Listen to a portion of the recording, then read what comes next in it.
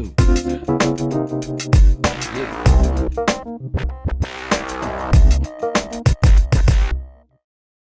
Welcome back into Talking Fitchburg. Joining me today from the Public Works Department, it's my favorite engineer, and I almost said Bill Balke, Andrew McFadden. Andrew, how's it going? Bill might be one of my favorite engineers too. So, well, you both are. You both have a place in my heart. That's all I'm saying.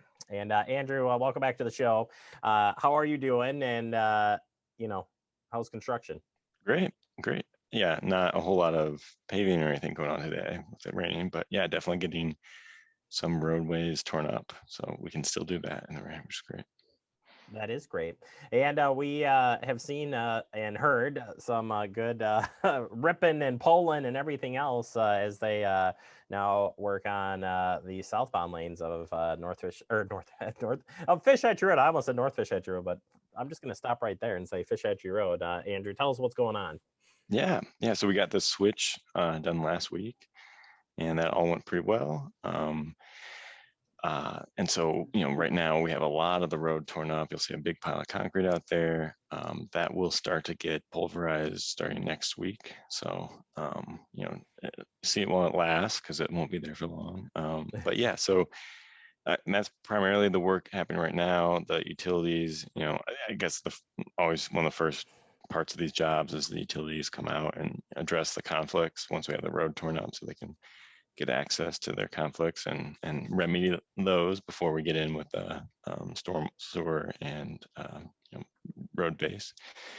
So that'll kind of be that next step, kind of this remaining week and the next. We'll do some electrical work kind of on the north side, north of Traceway. Some luminaires going up at the signals.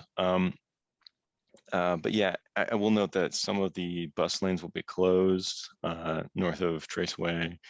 They'll still, bus stops will still be maintained, but some of those bus lanes will be closed. And I guess the biggest changes coming up that aren't too near term, but starting the week of the 26th, we'll start to have the Cahill intersection closed.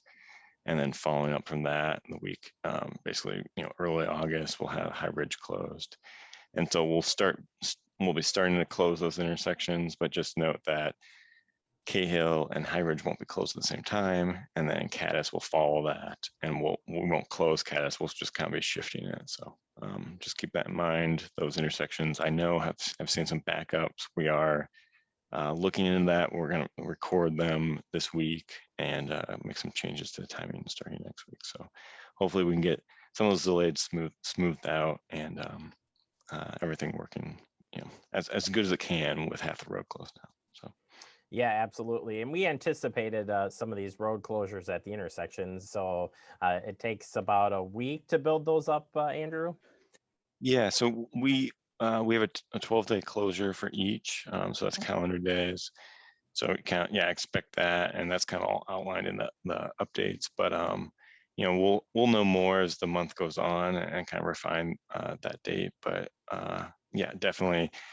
We have 12 days to do it. We're getting a little bit of work done ahead of time, but we'll still probably use all those 12 days because it's tight to get in and out and get everything done. So, well, based on all the weather too this year, right. We've gone cold, warm, wet, cold, warm, dry, cold, warm, wet, dry, wet. I'm not going to go all the combinations, but you get the point. Yep. And then as a reminder too, just with the pedestrian traffic, one more time, Andrew, on those changes, if you don't mind sharing that with everybody. Yeah, sure. Yeah, so definitely some significant changes down there in McKee. I think it'll become more clear. Right now, we're not allowing crossings across McKee there. We're kind of redirecting folks to go up and over on the bike ped bridge. That'll be even more reinforced when we start having some of these open cuts. We'll start doing storm water in the next 2 to 3 weeks. And that was just kind of a decision made just to make sure that we're keeping folks safe. And we didn't have, with some of these turning conflicts, it just becomes kind of hard for people to manage all that complexity at the same time. So just to try to keep it as safe as possible, we did that. So those I think are the biggest changes. Otherwise, generally we're talking about closures of the sidewalks on the west side. And so we'll be kind of redirecting everybody to the east side where the new lanes are. So yeah, if you have any questions about any of the closures or bus stop closures or anything like that, feel free to check the website and also reach out to me or Jesse, our kind of project manager out there in the field. All right, fantastic. Any other information to share on Fishhatcher Road before we move on to the next project? No, that's it. All right, we'll check on that project next week. Another project that's going to be coming up is some road work beginning on South Saline Road. Tell us about a little bit about this project, anyways. It's coming up. Sure. Yeah. So starting the end of July, we're looking right now at the week of the 26th. We'll have kind of the start of that South Saline project. So it's going to kind of start with a water main. So that would be kind of saw cutting, having a trench, pulling that material out, putting the water main in, and then filling that back up. And that will be followed up in either August or September with a resurfacing project along similar lengths, but yeah, starting kind of just south of Aurora and going south, I think down the hilltop. So I guess that we certainly are aware of some concurrency with the Stoneman famous sweet corn festival. So we will have a lot of signs up there. Note that the road will still be open while we're doing the work. There just might be some temporary delays depending upon when we have dump trucks kind of coming in and out with some of the material. So we'll have more on that kind of in the coming weeks as it gets closer. But yeah, that's definitely something to keep your eye on.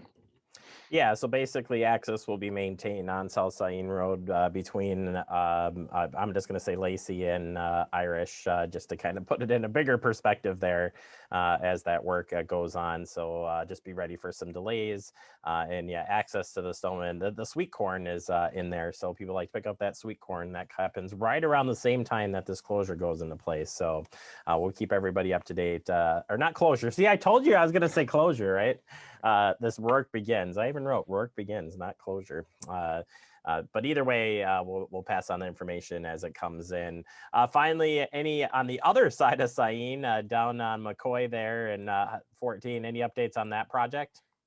Sure, yeah. So the West Clayton project is starting to wrap up. The city has a little bit of shoulder work this week, and then some restoration of some of the kind of the turf and that sort of thing next week. And so after that, we really should be pretty much wrapped up with that project. So things will start to kind of get back to normal. But please note that it doesn't continue through on the railroad track. So that will definitely be a long-term change there. So. Yeah, so we'll never be through traffic through there anymore.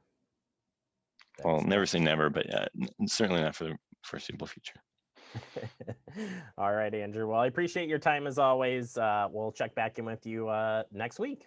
Awesome. Thank you. Thanks for having me. You bet. Andrew McFadden from our Public Works Department here, keeping busy out there and wearing the sunscreen. It seems like he's wearing sunscreen, so he's not burnt. So there's that. All right, we'll take a quick break. I don't know where I was going with that. We'll wrap up here on Talking Fitchburg.